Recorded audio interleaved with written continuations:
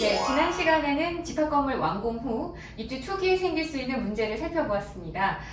관리비는 비싸고 또 청소와 관리는 제대로 안 되는 경우가 많다고 말씀해 주셨는데요. 네, 관리 회사 입장에서도 딜레마가 있다는 설명까지 드렸습니다.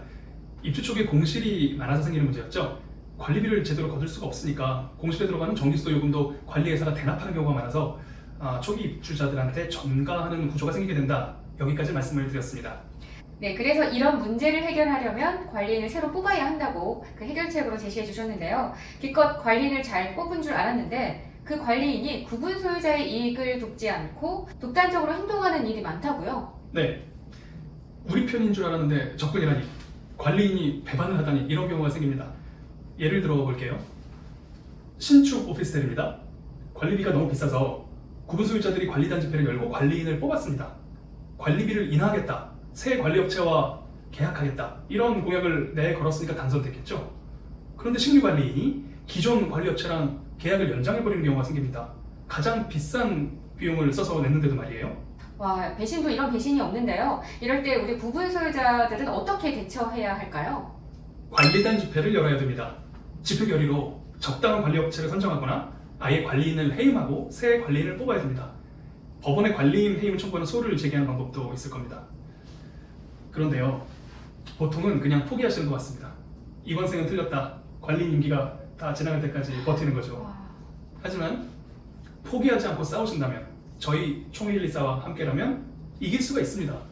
적법하게 선임된 관리인이라도 독단적으로 관리업체를 선정할 수는 없는 거니까요. 이유를 말씀드릴게요. 관리업체 선정은 공용부분 관리에 관한 사항입니다.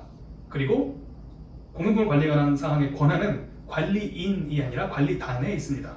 그러니까 관리단이 관리단 집회로 결의를 하면 관리인은 그 결의를 집행할 권한만 있는 겁니다. 근거는 집합건물법 제25조인데요. 25조 1항 제1호랑 제1호의 2를 읽어주시겠어요? 네, 집합건물법 제25조 관리인의 권한과 의무 1항 관리인은 다음 각 호에 행위를 할 권리와 의무를 가진다.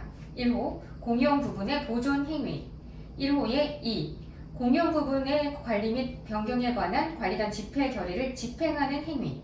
읽으신 대로입니다. 관리인은 집행할 권한만 있습니다. 결정할 권한은 없는 거예요. 마치 입법부랑 행정부의 관계랑 같다고 생각하시면 될 겁니다. 전체 내용을 정리해 볼게요. 1. 적법하게 선임된 관리인이라도 관리단 집회 결의 없이 관리업체를 선정할 수는 없습니다. 2. 따라서 구분 소유자는 관리인한테 관리단 집회 소집 청구를 해서 관리단 집회 결의로 관리업체를 다시 선정하시면 됩니다. 3. 관리인이 소집 요청을 거절하는 경우에는 구분 소유자 5분의 1 이상을 모아서 법원에 소집허가 신청을 하고 허가 결정을 받아서 직접 관리단 집회를 개최한 뒤에 다시 관리업체를 선정하면 됩니다. 좀 복잡하죠? 4. 관리인의 독단이 계속되는 경우, 말씀드렸던 복잡한 방법으로 관리단 집회를 열어서 관리인을 해임하시는 게 확실한 방법이 될 수도 있겠습니다.